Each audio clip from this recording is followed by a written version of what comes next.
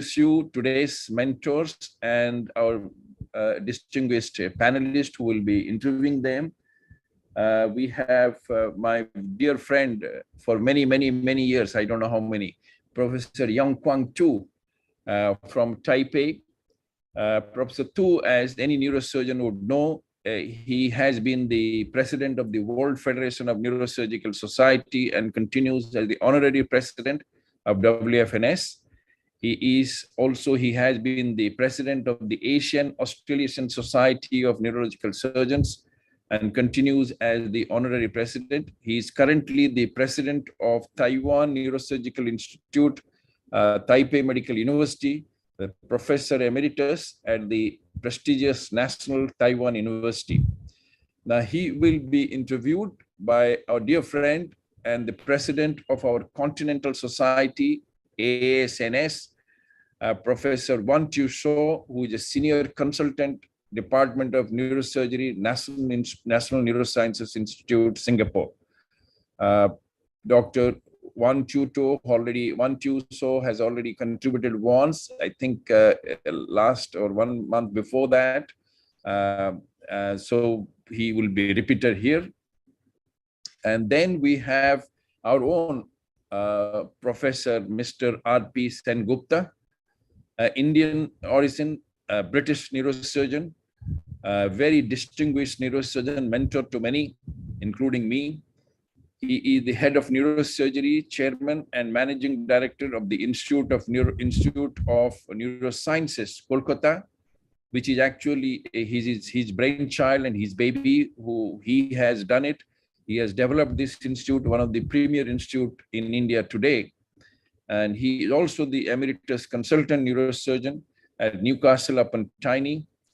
He is visiting professor neurosurgery at Ramachandra TN University, Chennai, India. Mr. Sengupta, as many of you will know, was one of the pioneer aneurysm surgeon, vascular surgeon of the world, one of the first leading neurosurgeons from whom many of us got trained. He will be interviewed by Professor Pragnesh Bhatt, again, our very dear friend from India, who is currently the consultant neurosurgeon and honorary senior lecturer at NHS, Grampian. He is Aberdeen Royal Infirmary, Scotland. He is of University of Aberdeen. He is also the University of Aberdeen Foundation Program Director, NES, and Regional Director of Scotland. So without wasting time, may I invite my dear friend Wan Tu, please take over and ask your questions to Yong Kwang. Okay, thank you so much, Basan. It's really a pleasure to be here again tonight. And I have the honor of actually interviewing also a fellow mentor of mine, Professor Tu. Let me just quickly run through the CV so that you know what his achievements are. So he completed his medical school at National Taiwan University in 1976, completed his neurosurgical residency at the National Taiwan University Hospital, 1981. Then he became a neurosurgical fellow under Professor Roberto Heros at Massachusetts General Hospital and Harvard Medical School until 1988, completed his PhD in 1989.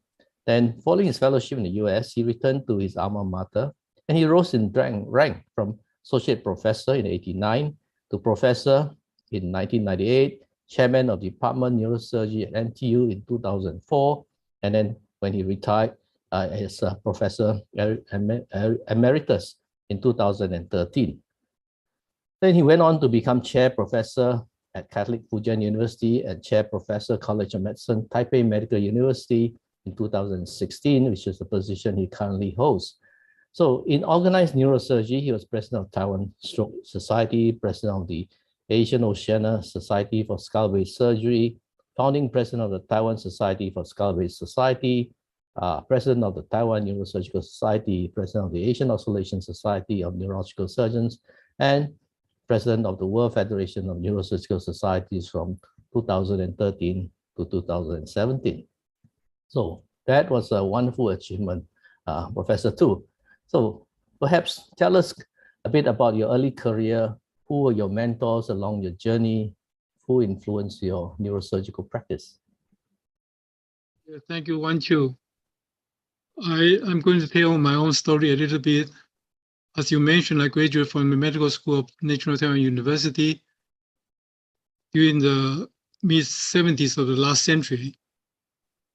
So at the very beginning, I spent a year in internal medicine, but then I decided to go for surgery. So I applied for the surgical resident program at the university hospital.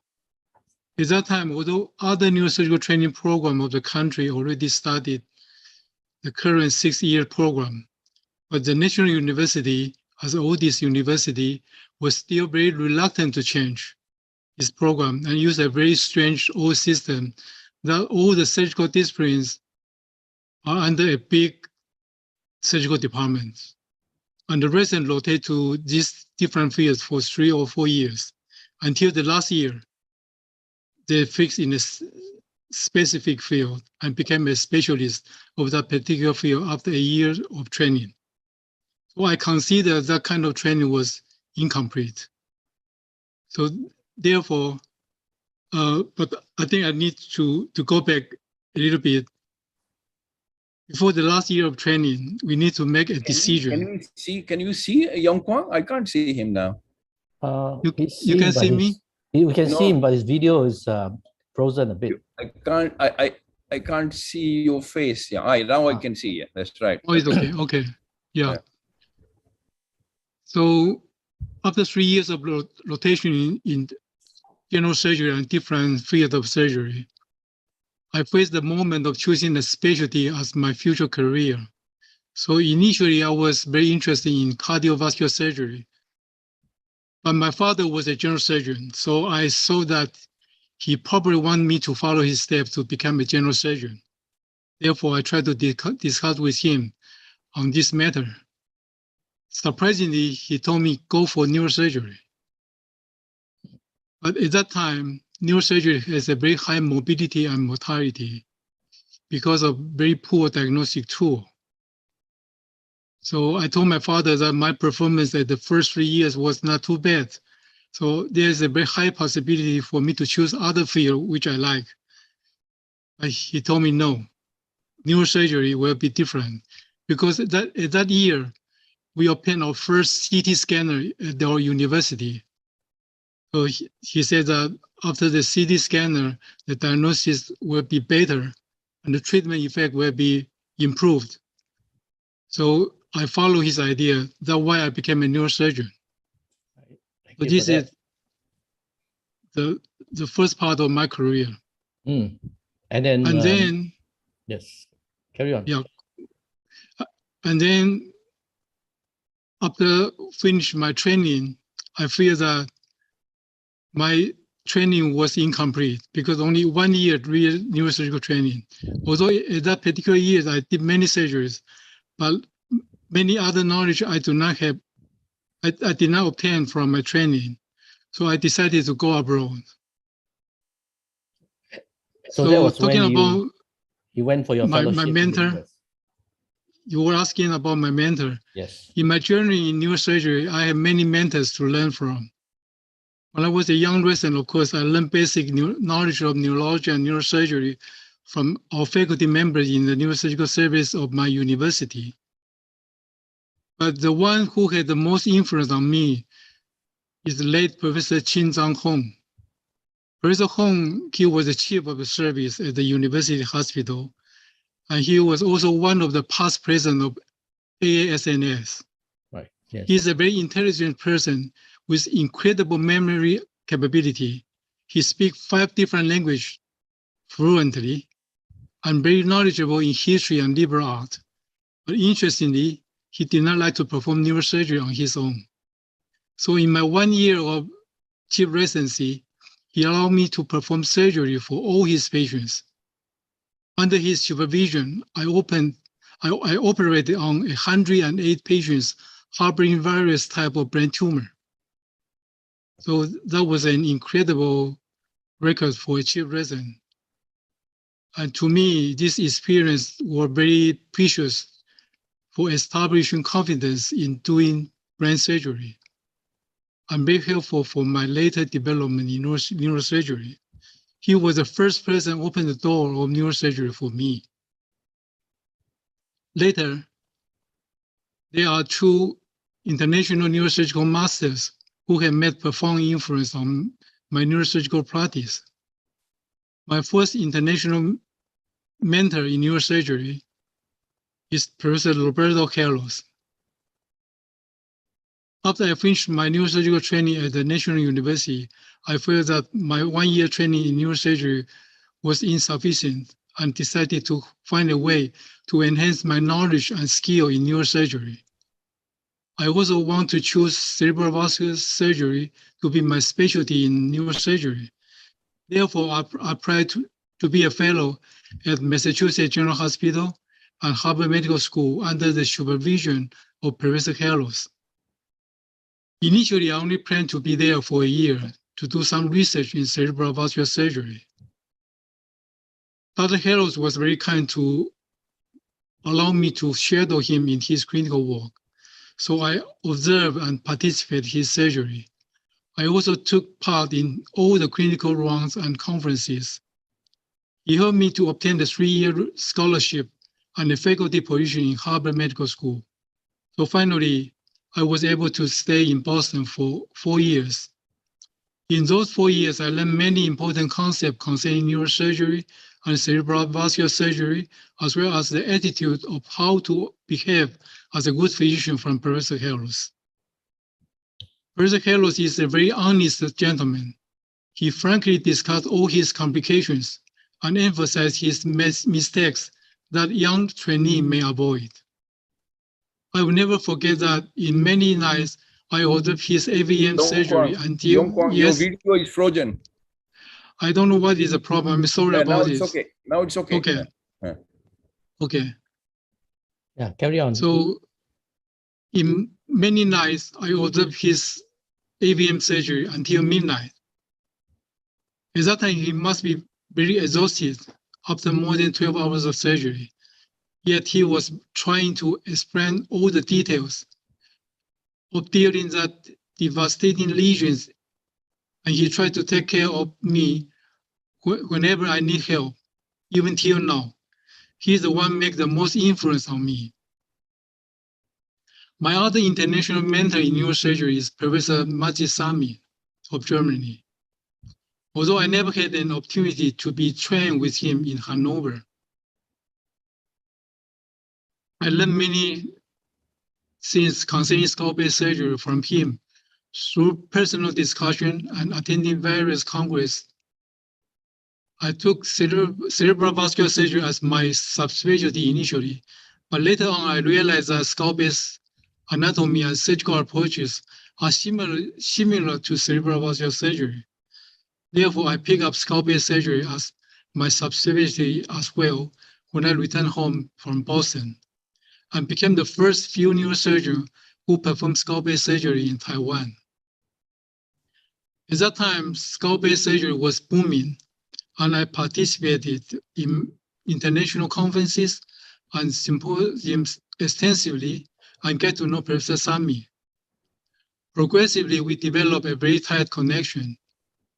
To me, he's not only a mentor in skull-base surgery, but also an inspiration in many aspects of neurosurgery. He brought me into the international arena of neurosurgery, and because of him, I started to be involved in the affairs of World Federation of Neurosurgical Societies. He was the person to encourage me to run for the campaign for the presidency of the WFNS. After I became the president of WFNS, I collaborated with him to promote and do fundraising for one of his most important initiatives for world neurosurgery, the African 100 project, a project that aimed at the training of 100 neurosurgeons over a period of 10 years for continental Africa, where numbers of neurosurgeons and standards of neurosurgical practice is far behind the needs.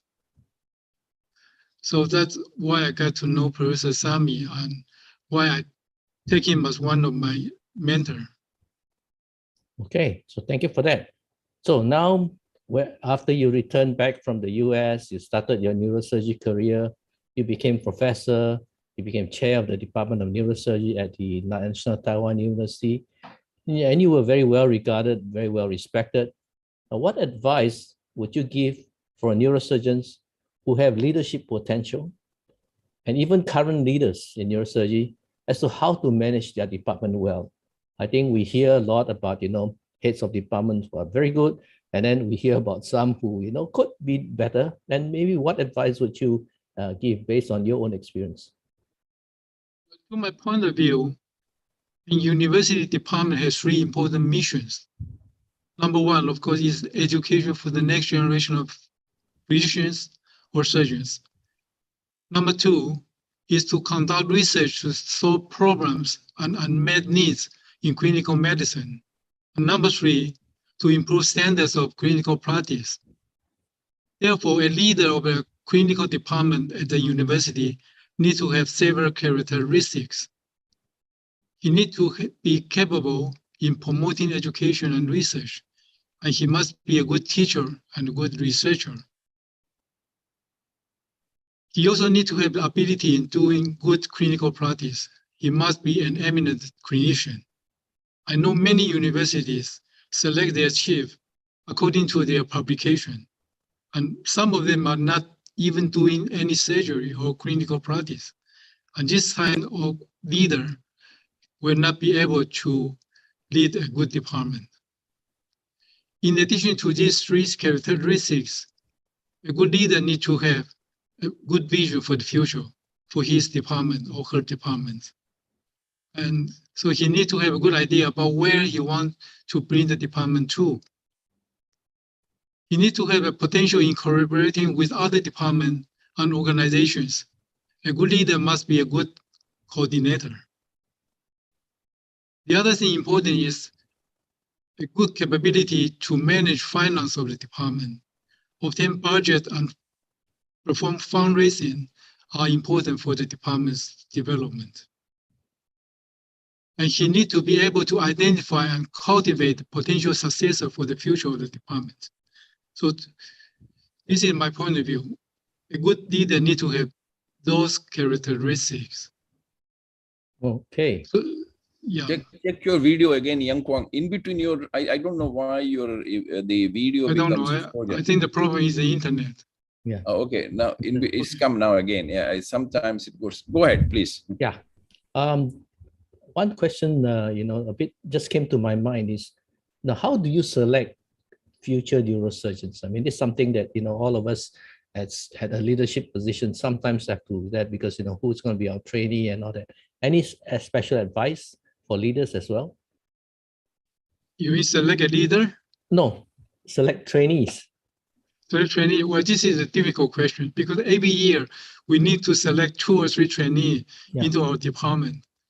So usually I try to talk with them, very long conversation, and try to find their, whether is this person honest, is this person ambitious, and is this person hard work, doing hard work. Right. So I try to ask this person several different questions to identify those characteristics. So, Okay. but very difficult still. Yes, that's why your advice is important. Okay, one more question.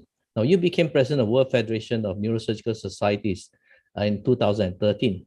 Now, what advice would you give to neurosurgeons who are interested in organized neurosurgery? In other words, the societies and all that.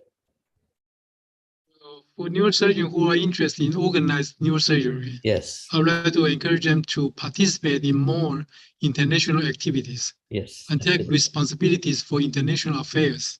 Mm-hmm. However, only active participation is not enough. You need to have some academic achievement to obtain respect from your colleagues.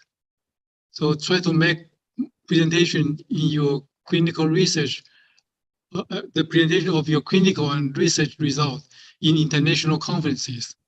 Accordingly, people will select you for the important position in the organization, and progressively you will promote to a certain level in an organization. I just want to add on here, Yong Kwang.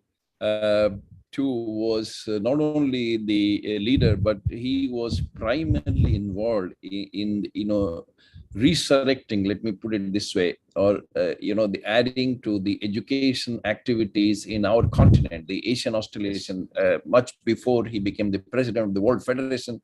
He was the, as you know, he was the president. I think he was this. You were still the secretary for a very, very long time, and you were the secretary with him. I was his secretary, yes. Yeah, 2007, if I'm right, he took over as the president of ASNS at 2007 to 2011. He was the president of the ASNS. And one of the first things I remember he did is called me and said, Basant, we should have education programs. And he said, why don't you take over that responsibility? So I distinctly remember one of the first acts he did was to have an educational committee. And so we started off, Yes. You remember, you were very much absolutely. there. Absolutely. So, then from him, Andrew K took over, and we have never stopped doing that. So thank you, Young Kwang, for starting. I have to thank you because of you. Because of you, we achieved so many things. Yeah, I mean, I was his secretary for 4 years when he was the president. So we had a beautiful time because we had a very good rapport. And I was lucky because he trusted me, with his complete trust. So we could manage to do a lot of things without any confusion, any conflict. I mean, our views matched so beautifully. And let me put it this way, another thing which Young Kwang has contributed, he didn't tell that, but he is the gentleman who has contributed to the World Federation the highest, not only in the programs, but the financial stability of WFNS today is partly or primarily responsible because of Young Kwang too, because he is such a powerful leader in his own country that his friend committed $500,000, or was it $1 million? How much was it? $500,000. $500,000 to the World Federation, and it's still he's doing in installments, and he has already donated that, which has gone to this Africa 100 Fund and other activities of the WFNS and WFNS Foundation. So I tell in many of our interactions in the WFNS, I said, see, the guy who really kind of did something, who donated, a lot of people talk, but he managed. I mean, not only you can understand how powerful he is, that his friend committed without any kind of getting anything back in return. 500,000, just like that. And not only that, he was also, I think, he's very powerful in his own country because he's very highly respected. I remember once I was in Japan for a meeting which he also organized. He also organized many meetings, very successful, including the ASNS, ASCNS, and the AOSBS, the Asian Oceanian Skull-Based Surgery meeting, which both of us, of course, I have attended. But he had also, and some other meetings which I have also gone many times to Taipei, thanks to Young Kwang. But there was another meeting, I can't remember which one was that, but there was a meeting which he was organizing, which he had invited. I was very happy to go. But I was in Japan, and there was a meeting in Tokyo. Takashi Kawase was organizing, which I was in that meeting, and I was supposed to go from that meeting to Taipei's meeting, which I had no visa. So he actually called me up. He said, I will get you a visa. Don't worry. You come in, just come in and have your visa. So he is not only a very, very distinguished neurosurgeon, he is a very, very powerful man in this continent and in his country. Very, very highly respected guy. I can attest to that because I was his secretary, and the AASNS changed and became one of a much stronger society. But now let's go back now to our interview. Probably the last question. Okay, I'd like to thank you, Basant, for those nice words. Thank you. No, I enjoyed the journey with you, Young Kwang. It has been such a pleasure and privilege. Here. And now we need to talk a bit about the future. What do you think are the biggest challenge for neurosurgery today? Because you are right in the middle of it. What's your opinion about, and advice you want to give to the next generation of neurosurgeons? For the next generation of neurosurgeon, Biggest challenge for neurosurgery, and and what kind of advice would you want to give to the next generation of neurosurgeons that are joining us? Well, for the young neurosurgeon, I think they need to overcome all the challenges that we have now. So we have several different situations in the world, and we have several different challenges which we are facing too. The first that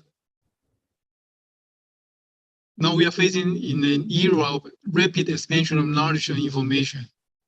So to practice neurosurgery, we need to cooperate with many devices of high technology.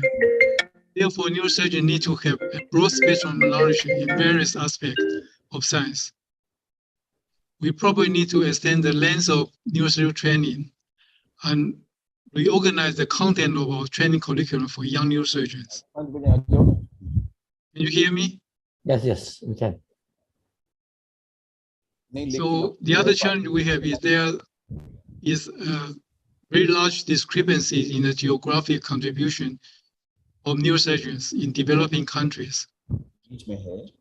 One neurosurgeon is serving several million of people in developing countries. On the other hand,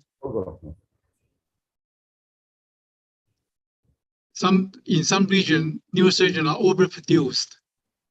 So they have the result is they are serving a very low patient volume, and consequently, the experience of young neurosurgeons will become insufficient. For some neurosurgeons, they will perform unnecessary operation. So we need to avoid these situations. So how to make a good balance among the numbers of neurosurgeons in the world will be a critical issue for us to face. Right. So for the next generation, my advice is compared with other disciplines of medicine, history of neurosurgery is rather short, and there are many unknown to be explored and to discover in the field of clinical neuroscience. So probably because of this reason, many brilliant and ambitious young neurosurgeons, young medical graduates want to devote themselves to this field and choose neurosurgery as their future career. So we should try our best to educate and encourage this new generation of neurosurgeons. There will be the hope of innovation and sustainability of neurosurgery for the future. So we need to help those young neurosurgeons to educate them and to have a better future for all of us. Okay, great. Thank you. Okay, final question. Now, if you had a chance to do things all over again, what would you do? Well, if I have something like if I were the freshman again, what should I do? If you ask me if I can do things over again, I think my answer would be I will work harder, prepare myself better, and then more seriously to enable myself to achieve a better treatment result in all my patients. So I think this is my goal in my life, and I didn't do it well. If I can do it once again, I will do it harder and better. Right. Okay. So, Hasan? Yeah, thank you. I don't think he can work harder. I think he works about 18 to 20 hours a day. I don't know how can he work harder. But anyway, that's the guy. That's a workaholic like many of us. He's the dream. So thank you very much, Yong Kwang. And we will now invite Mr. Robin Sengupta. And by the way, Mr. Sengupta was given the Medal of Honor, by a WFNS Medal of Honor by Professor Yong Kwang Tu, the president of the World Federation. So it is indeed a right combination that I thought we'll have the Medal of Honor awardee and the person who gave the award, Yong Kwang Tu, in the same platform. So it's my distinct pleasure to invite now. Thank you, Yong Kwang. We will now have the interaction with Mr. Robin Sengupta. And let me invite my good friend Mr. Pragnesh Bhatt, consultant neurosurgeon in UK, to please interview Mr. Robin Sengupta. Some of the Indian or people who are outside Britain would may not know. Most people know the surgeons in UK are called Mr. That's why I'm saying Mr. Yeah, go ahead. Thank you very much, Professor Misra, for giving this opportunity, which I would consider a privilege to interact with the master, as we call Professor Sengupta. I go a long way. When I was a trainee in Mumbai, I was first introduced to Professor Sengupta in '85, when my teacher, late Professor Bhagwati, had invited him, and he was operating at the JJ hospital, clipping an aneurysm. And we all were awestruck about his dexterity and the mastery of clipping aneurysms. We will have a lot of discussion about that. But before I go on to that further, this was my introduction to Professor Sengupta, and I always been his student indirectly, though I haven't had a benefit of direct training. But Professor Sengupta acted as a bridge and a gateway to most of the Indian neurosurgeons who came for training in Britain. And I'm one of them as well, indirectly. Professor Sengupta has a very illustrious CV, and I don't want to dwell too much time on that, otherwise he will not have time to speak enough. But just to highlight that after a very distinguished career in medical school in Kolkata, having qualified in '61, he moved to Britain, and I'm going to ask that question first when I finish this introduction about his achievements. He subsequently trained in Britain, became a fully qualified neurosurgeon in '76, was appointed as a consultant neurosurgeon in Newcastle upon Tyne in '78, subsequently rose to the chair, departmental head in '92, which he continued till he retired officially in 2002. He is currently emeritus professor. There are many achievements. He has been a visiting professor all over the world. He was a frequent flyer. I think he has, he possibly could have chartered a higher plane, then it would have been more economical, the trips he has made to the world, and mainly to India. He still goes regularly to India. I know his heart is in India, though his body is currently in Britain.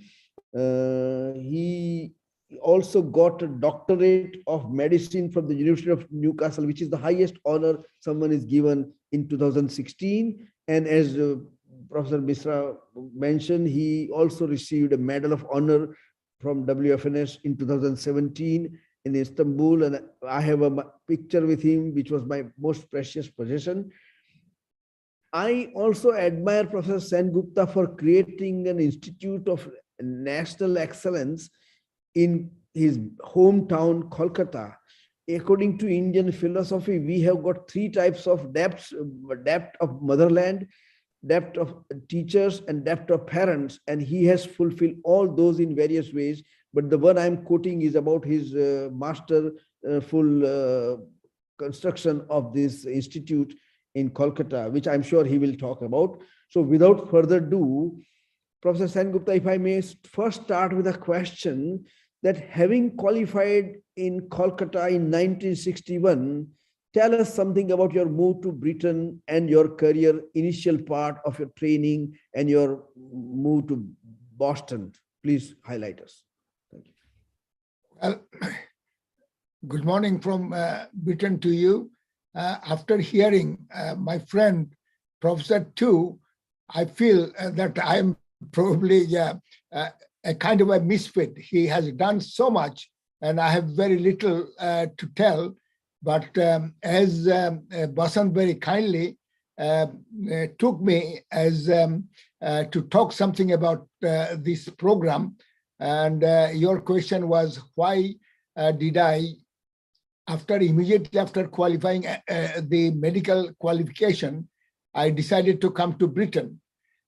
This is all these are different kind of personal story, because in those days that I was always ambitious to become a big surgeon. That I came from, got the idea from childhood that I wanted to be a surgeon and a big surgeon. And so if you do qualify graduation, you just only enter into the specialist profession. But in those days, you have got to have the money to go to a full-time medical postgraduate education. And I did not have that money, but I came to know that if you come to Britain, not only that you can work in the National Health Service, but also you can do your specialization in surgery at the same time and get the Royal College fellowship. So that attracted me, and so that is why I decided, without any postgraduate qualification or training, I decided to come to Britain, and that was the reason for I came so early to Britain. Thank you very much. Now, after your initial training in Britain, you worked with masters. I heard your talks on your thesis on ACOM aneurysms and the morphology of various types of ACOM configuration. And I believe you work with Professor, as you call, Bob Ogerman in Boston. Tell us something about those who influenced your early career in neurosurgery. Yes, well, I just had initially I came to Britain, and it was in those days very difficult to get a job very difficult to get a job in this country, because the number of total neurosurgeons in the whole country was only 100. So somebody, neurosurgeon, will have to die before another neurosurgeon is appointed. However, but the thing is that when I started to get difficult to get a job, so I would take any job that come to my hand, and also I had to get my registration. And so after quite a bit of a struggle, I found a job in Manchester. Manchester, I got a job to do near Manchester rather, to do my registration. After registration, again looking for a job, next I found a job in Newcastle upon Tyne, which is very, very north part of England. And so there I came to do a job in the accident and emergency, which was not very popular in those days. Popular specialty were general surgery or medicine or gynecology. But as there was a very difficult to get a job, so I took a job, whatever is available to me, and it was a casualty job. And casual accident and emergency, I did it for about a year, and then I got a job in orthopedic surgery. But I did not like orthopedic surgery because my ambition was always to do general surgery or surgery. But I had no clue about neurosurgery, because what is neurosurgery, we did not have any idea except the thought of head injury, extradural hemorrhage, and that's it. As Professor Tu said, there was a proverb in our country, in Calcutta in those days, that patient goes for surgery and they never come back alive. So therefore, neurosurgery was not something that was in anybody's mind to become a specialist. So when I was doing orthopedic surgery, I did not like orthopedic surgery at all, but it was very difficult to get any job.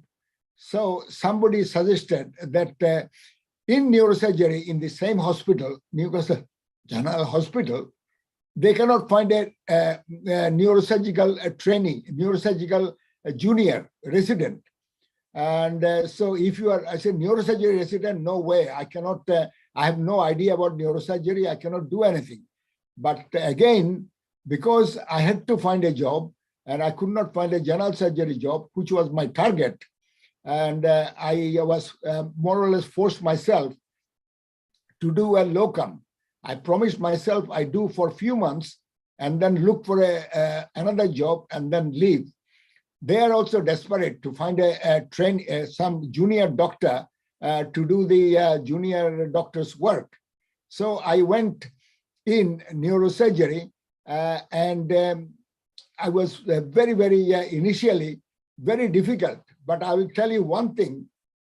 In England, in the UK, whether England, Scotland, or anywhere, the nursing staff are so experienced, and so they are so good. Almost, I could say that my initial post-graduating experience, I learned from the nurses. The nurses were very good, and so in fact, the nurses, I became very friendly with the nurses because all my weakness, they covered up for me, because I did not want to expose to the consultants that I did not know this, I did not know how to do EKG, I did not know how to do lumbar puncture, this sort of thing. They said that don't worry, and they changed my name to Robin. My name was actually different, Ram Prasad, and they said that we will call you Robin. And then since that, all over the world, I became known as Robin. Anyway, after that, I took neurosurgery. When I went to see the operation and other things, I was amazed to see how the neurosurgeon opening the brain and handling the various parts of the brain, like a frontal lobe, going to the base of the brain, and all the fissures and gyri and cerebellum, and all these things amazed me. I said that, my God, this is the beauty of this brain, is almost like a beauty of the so many pictures. So I said that, and what they are doing, and sometimes the patient become, after operation, I must have to say, after acoustic neuroma operation, I saw them, they were very beautiful face. After that, they became very twisted face. And there was a personality change and all these sort of things. And the other way around, I say that by handling brain, you can create a different thing, either for the better or for the worse.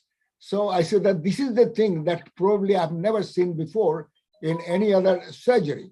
So I just started to get idea in my head that I want to be a neurosurgeon. So I said to them, they were not finding a junior doctor. I said that if you don't mind, I want to continue. So that was the seed of neurosurgery came into my head after seeing the brain surgical operations and also seeing, and the neurosurgeons are very, I must have to say that they are very simpleton people because they have no time to go into kind of a hospital politics or anything else. They are very friendly, and because they know that they sometimes lose their temper in the theater, but as soon as they come out of the theater, they embrace you, they take you to the restaurant, the consultants. So I thought that they are very friendly people basically, but when they go to the theater, they have got nothing but thought in their mind apart from the patient. So that's impressed me to become a neurosurgeon. Thank you very much. I echo your sentiment. I was also taught by one of your greatest friends, Professor Guru Singh, who used to say that enter the theater as if you are entering the temple. So absolutely right. Now you excelled into vascular neurosurgery, especially clipping of aneurysms. You were worshipped all over the world, and mainly in Britain and India. There were lots of invitations for you to teach and operate. Tell us something about your interest in aneurysm surgery. How did you manage to excel, and what do you think about it? And then there is a question which I will follow subsequently. So please expand on aneurysm. Why I became interested in aneurysm surgery. Right. Please. You see, when I was doing a training in Newcastle General Hospital, there was a period when I thought of, I went to Birmingham to do another registrar job, because in this country, UK, there is in those days, there was nothing like today that you have got a total 5 years of training period or 6 years.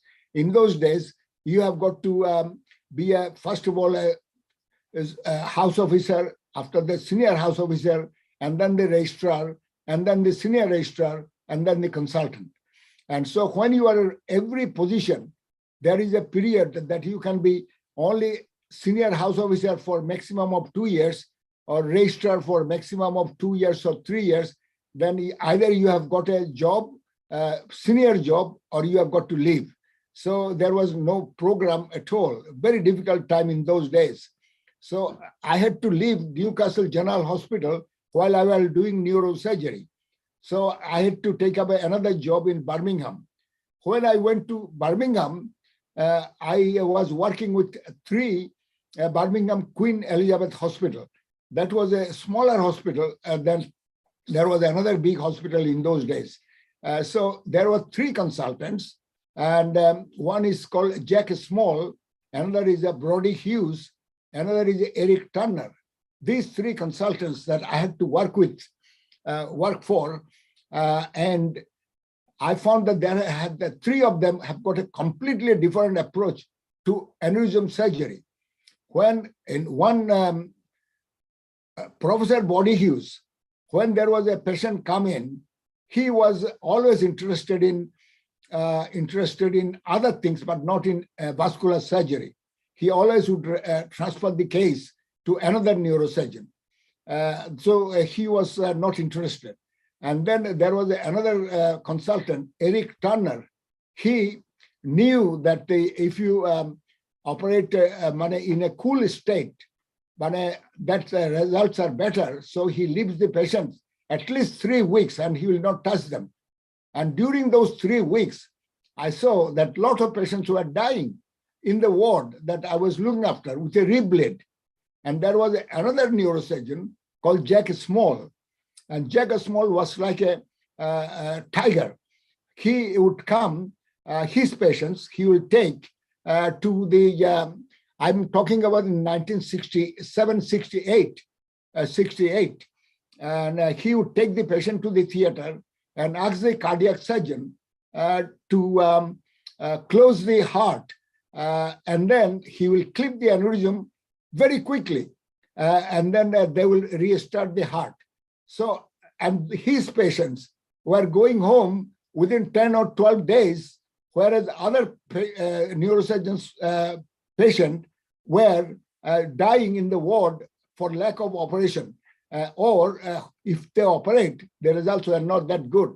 So that impressed me, the aggressiveness of approaching a difficult problem and how doing it, that appealed to me.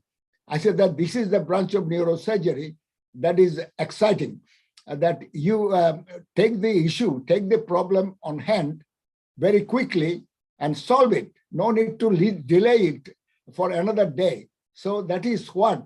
So when I got a senior registrar job back in Newcastle upon Tyne from Birmingham, then I was working with a neurosurgeon. He was almost returned from the army, and so he was very easygoing consultant and senior most consultant. So I was given to work with him in rotation.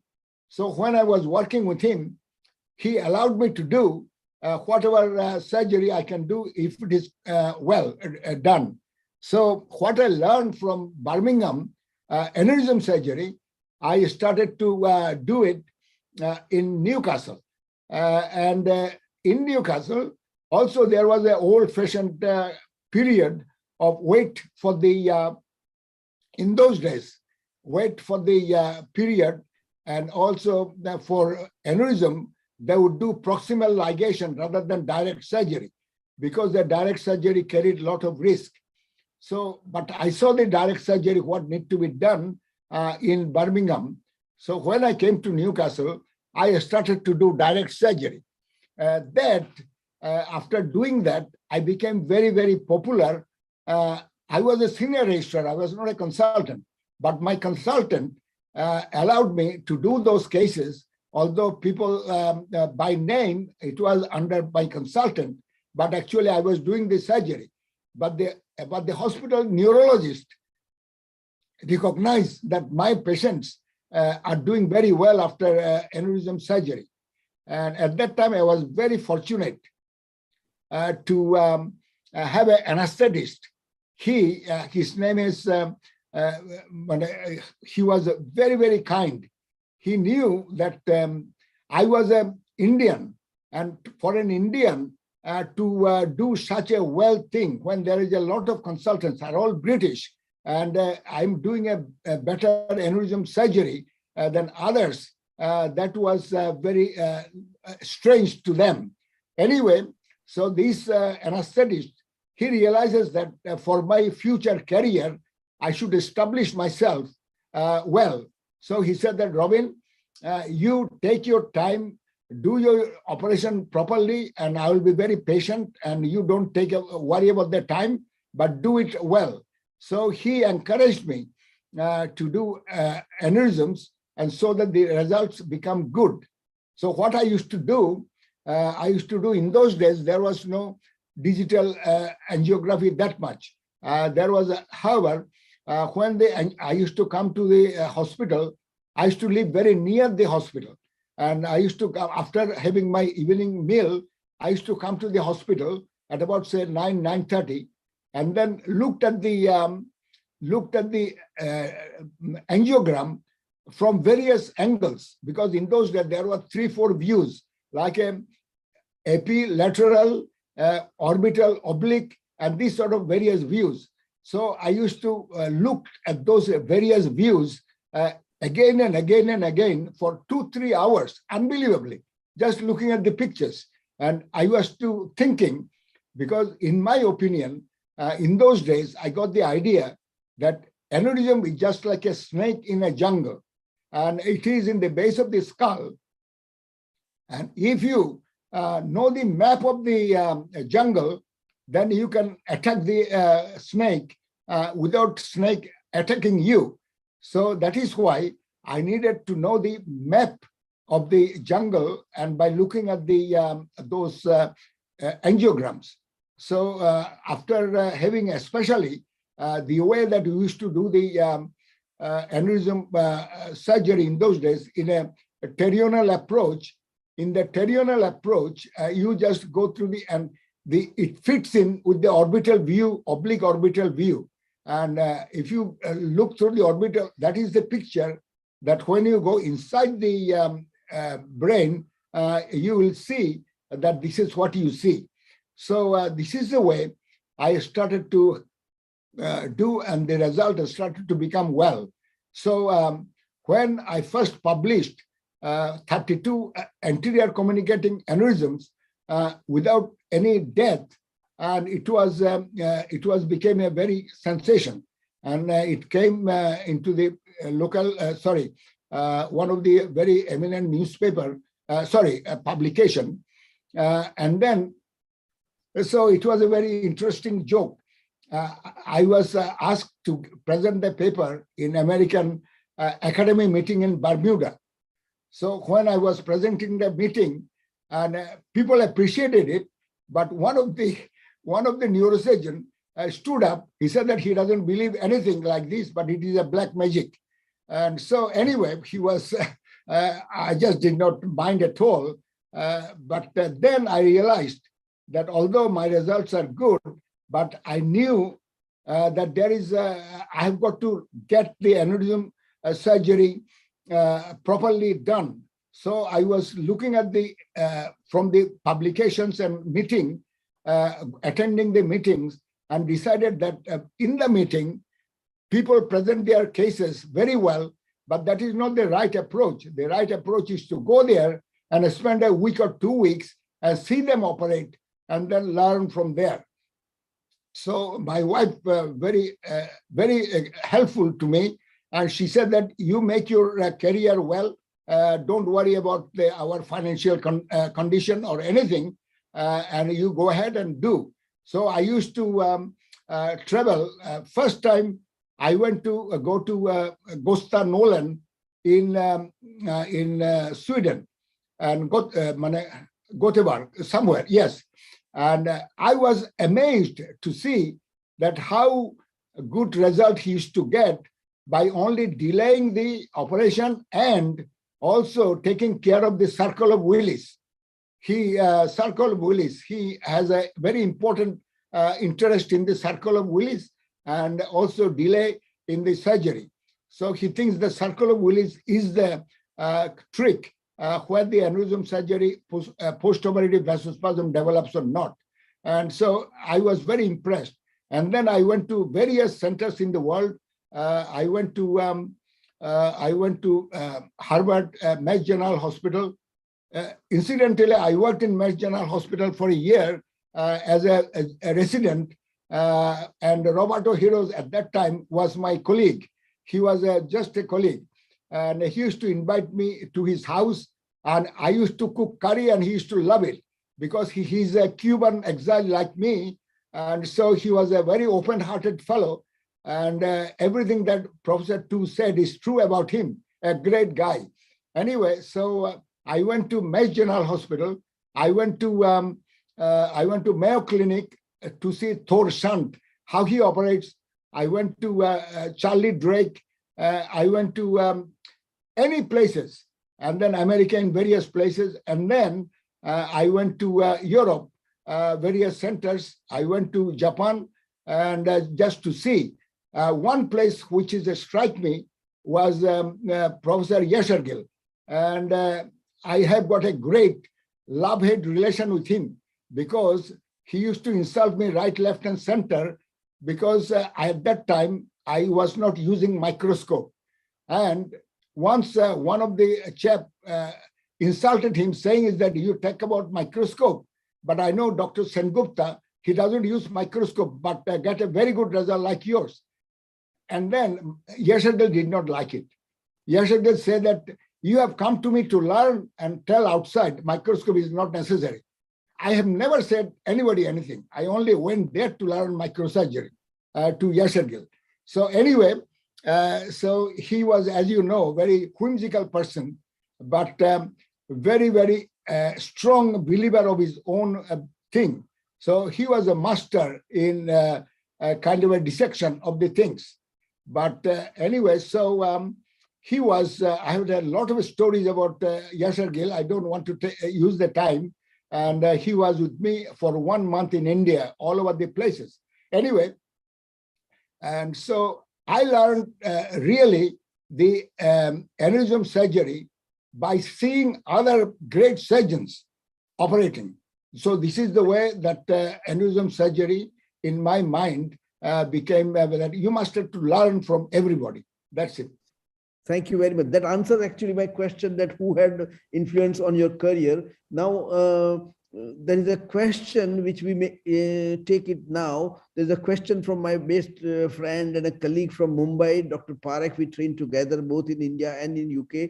He asked that, is there a difference between aneurysm surgery in 1990s and now due to the change in technology? And my question along with that is that, do you think with the embolization and the endovascular treatment, aneurysm surgery is a dying art? I want to be provocative, sorry. Yes. Well, I know that this is a very topical problem. No, I don't think so.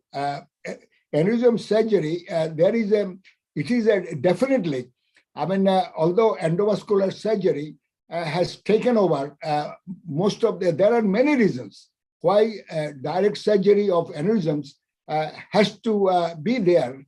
The reasons are that endovascular surgery is a wonderful innovation. And in fact, it was innovated from only by the neurosurgeons. If you think about the days of in the 60s, these neurosurgeons who did the first coiling, Argentinian neurosurgeon who came to Sean Mullen's thing, and then he started to do research on doing these things. So it was all of them created by the neurosurgeons. But the point is that it is innovations is the part of the neurosurgical thinking.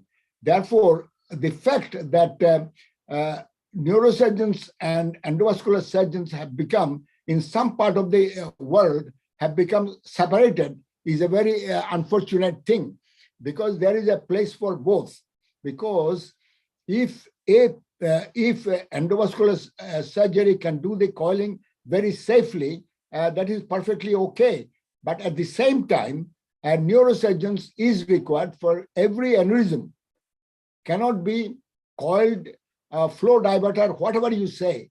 There are areas of aneurysms. This cannot be handled only by the direct surgery can do. Number one. Number two, there is also a basic difference that there is a period when endovascular surgery for aneurysm is not advisable when there is a lot of bleeding, hematomas, and there is a lot of situation. So where that have to be removed, not only aneurysm clipped. If there is a hemorrhage, then aneurysm surgery become secondary. But the saving the life by removing the hematoma is the first thing.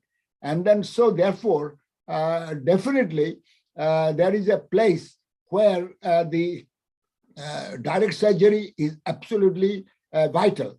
If nowadays, present day neurosurgeons do not know how to clip an aneurysm or open the brain for subarachnoid hemorrhage, then it is very, very unfortunate.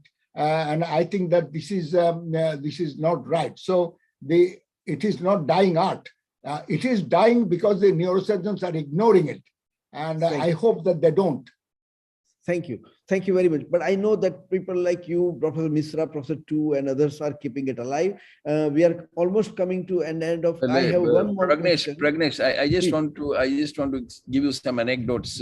Like many of us people in India who have learned from Robin.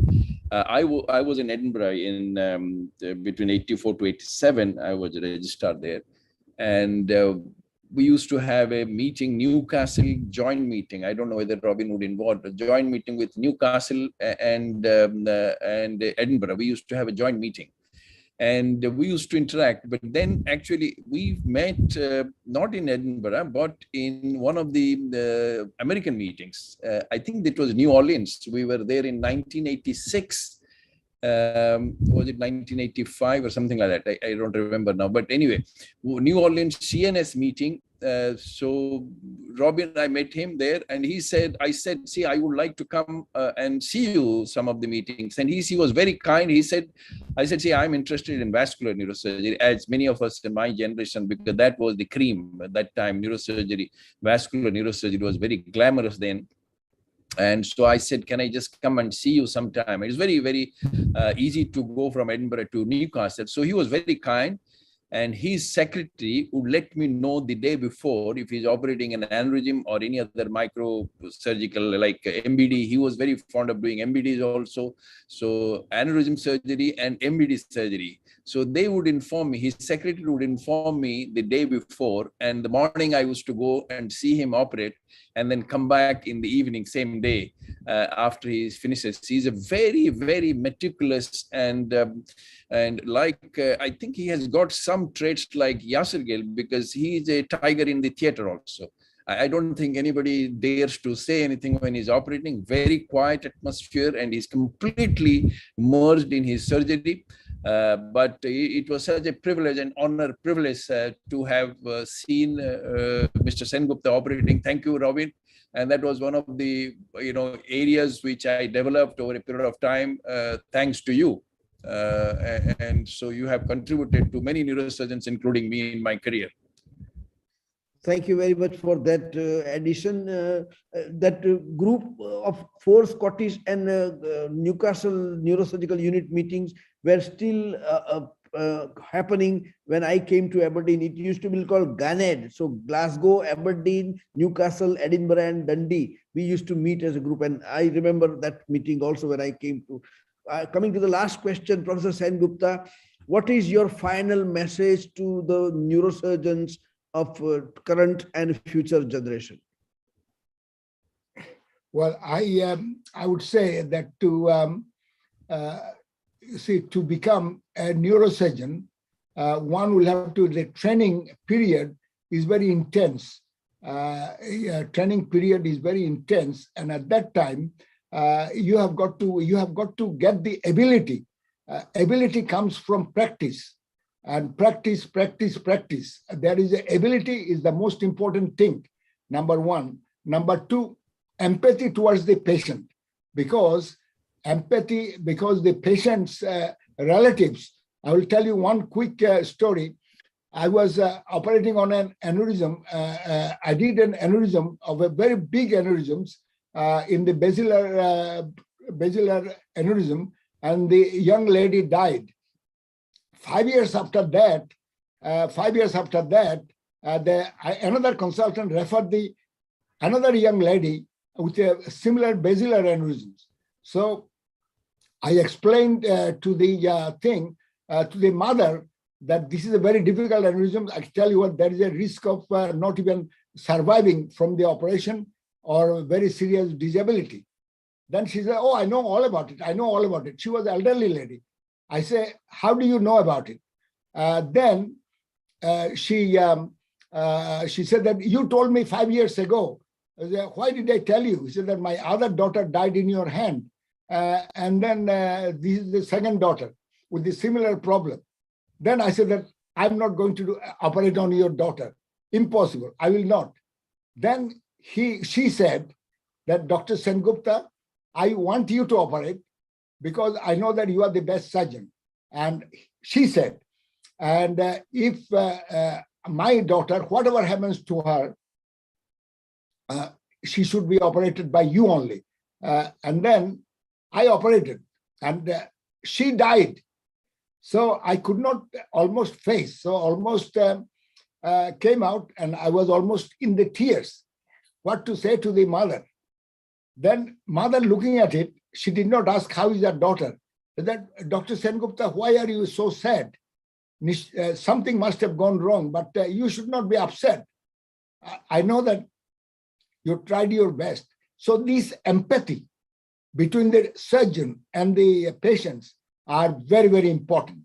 So you need to have ability, empathy, and also you must be honest to yourself, to your colleagues, and to everybody. The final advice I would give, which I'm not very good at it.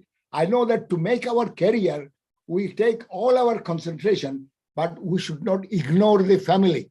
We should not ignore the family, because if you ignore the family, because they sacrifice for you to become whatever you become, but you should not ignore them. This is the very important thing that I will tell. Thank you very much. I think that with those final words, we salute you once again, and I hand over back to Professor Misra. Thank you for giving me the opportunity to share the platform with the giants of neurosurgery. Yeah, it was a pleasure, and going back in memory lane, both with Robin and Yong Kwang, there's so many stories I have, but I can't, I mean, time is limited. So maybe some other time we'll. Thank you very much. And I'll just tell you that the thoughts are so similar. You know, Robin said that it's like a snake in a jungle. You know, one of the slides of Professor Tu, if anybody has listened to his AVM talk, he shows a cobra as an AVM. You know, AVM is a cobra. So it's a very, very similar attitude, and there's similar interests. So it's a pleasure and privilege. And thank you, Wanchu. Thank you, Pragnesh, for doing this. It's an honor to be here with you. And thank you, Yong Kwang. Thank you, Robin, for contributing. Bye-bye. Hi. Thanks, everyone. Thank you. Bye-bye.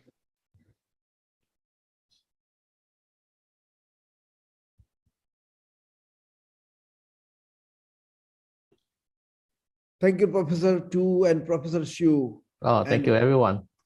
Thank you. I'll be in touch with you. Thank you, Professor Tu. Great listening to all you. Thank you, Robin. I hope we'll meet soon, because we have not seen each other for some time, some years. So yeah, I hope so. I hope so. Yeah. Thank you. Thank you. Thank you, Robbie. Thank you. I'll be in touch with you, Professor Sengupta, again. Thank you. Very good. Thank you.